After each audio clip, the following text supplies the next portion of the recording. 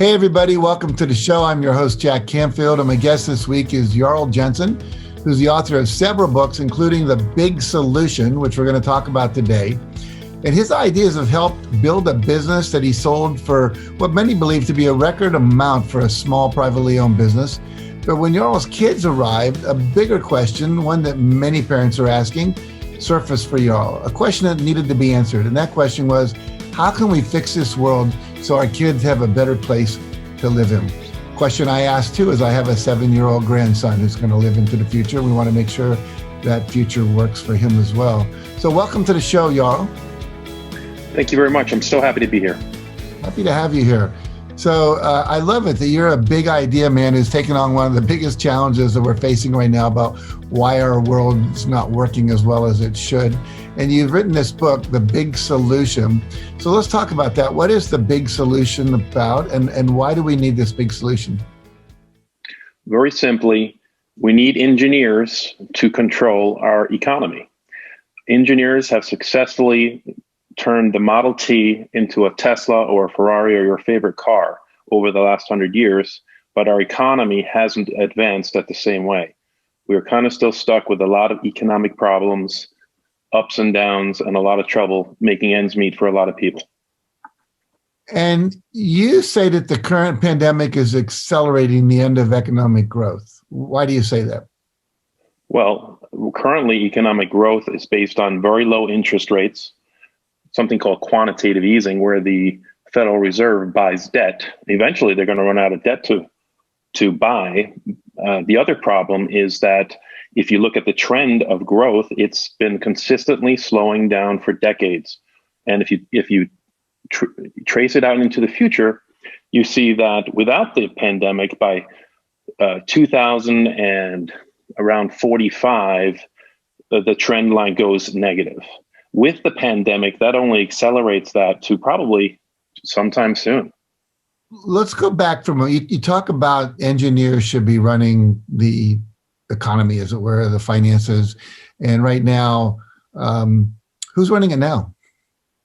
Well, right now, the banks run the economy because the only way we can get money into the economy is with bank loans. So in essence, the economy is spending money. That's what gross domestic product is the spending of money. It's the total sum of all the money being spent. So if the only way you can get money into the system is to borrow it, well, then obviously banks are controlling our economy. You talk about something called Bankism. Can you unpack that for a moment? Well, it's this concept that, everybody's talking about socialism, everybody's talking about capitalism. Oh no, not communism. But the truth is we live in a global banking system, right? So every single country runs their financial system the same way. In order to get money into the economy, you have to borrow it. So whether you're socialist or a communist or a capitalist, you have to borrow money to get it into your economy.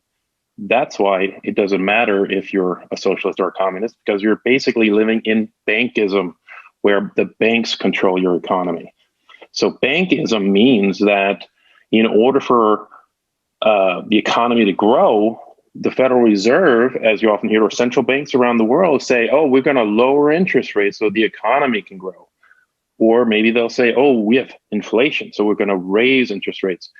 What that means is that our whole world is determined by that switch of the lever, raising interest rates or lowering interest rates. And this is what I call bankism. I describe it in more detail in my book. Uh-huh. And you say that engineers would do a better job of it. And I get the idea of what you're talking about, that engineers are always trying to figure out how to improve something, make it work better.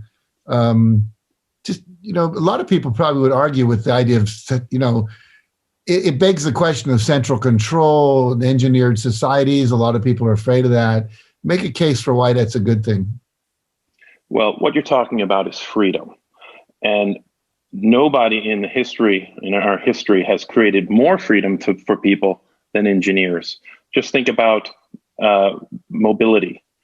Would you rather be walking around, riding a horse, or drive around in an engineered car? Engineering means freedom. So the truth of the matter is, if we truly want everyone to have liberty in America, the only way to do it is to engineer it. Cool. You say in your book that America is a basket case disguised as a superpower. Talk about that. Well, all you have to do is look at GDP, gross domestic product, which just means all the spending that we do. What do we spend our money on? Well, 40% of Americans have a chronic disease. This doesn't sound like something a superpower should have. 60% of Americans are obese. This doesn't sound very healthy to me. Most of our economic growth is actually people getting more and more sick year after year. That's not very healthy economic growth. Why is America a superpower? Because of the Bretton Woods Agreement of 1944. That's right. Over 80 years ago, we made an agreement that basically turned the United States dollar into gold. All of the rest of the world started treating the dollar like gold. That's what makes America a superpower. We have all of this money that we can borrow because it behaves like gold. If you can borrow an infinite amount of money, of course, you're going to be very powerful. But when you look at the inner workings of America, we're a bit of a basket case, getting sicker and sicker, and where you don't have a cure. And you believe the big solution is the cure, obviously. When you can engineer society, you can actually solve problems like healthcare. Not by creating a single payer system or something. You can just actually create lives for people that make them healthy as opposed to sick. You also say in your book that retiring with dignity keeps getting harder and harder. Talk about that. Well, it's very simple. What kind of interest rate are you getting on your savings right now? 0. Does that make your retirement plans any easier? Absolutely not. What about investing in the stock market? Are you willing to take that risk? Can you take that risk? Does that make retirement any easier? How about Social Security payments? Are those going up? The government is bankrupt. It is literally bankrupt. The debt is so high, it's never going to pay it back. There aren't any solutions to these problems with bankism. With engineering, you can actually get the government out of debt. You can actually make it very easy for people to retire because of high interest rate accounts. We need to engineer the economy to solve these problems. Bankism doesn't work. Engineering does. It's proven every day. You also say that Americans are essentially indentured servants. You kind of alluded to that earlier, but talk more about that. Well, look, what does it mean to be an indentured servant? It means you sign a piece of paper that says you have to pay somebody back. That's a mortgage. That's a credit card loan. That's a car lease. When you sign that paper, you automatically become an indentured servant. Almost all Americans have significant amounts of debt. And if you don't have any personal debt, there's still government debt, which you are technically responsible for as a citizen. If you are an indentured servant, you are actually, that actually means that the Constitution isn't being fulfilled, because it says in the Constitution, next to slavery, indentured servitude isn't allowed, neither is slavery. So we're really not living up to the Constitution in this system that we live in.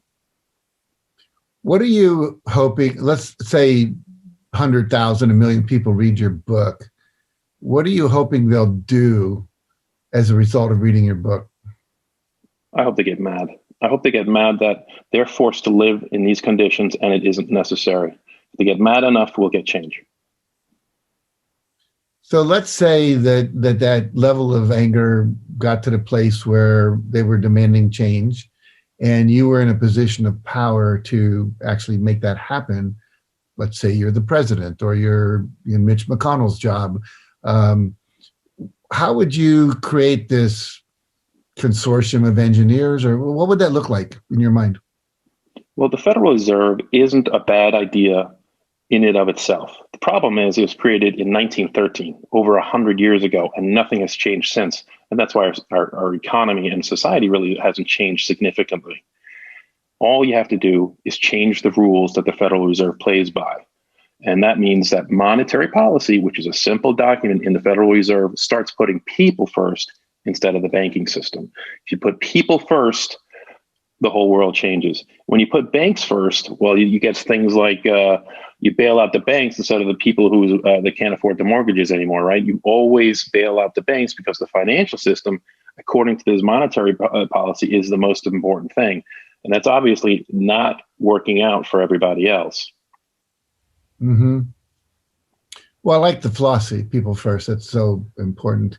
Well, I think you've written a really interesting book, and I love your writing style. It's informative, but it's entertaining at the same time. It's got a certain quality to it that makes it easy to keep turning the pages on a topic that's fairly challenging for the average person to take on at first.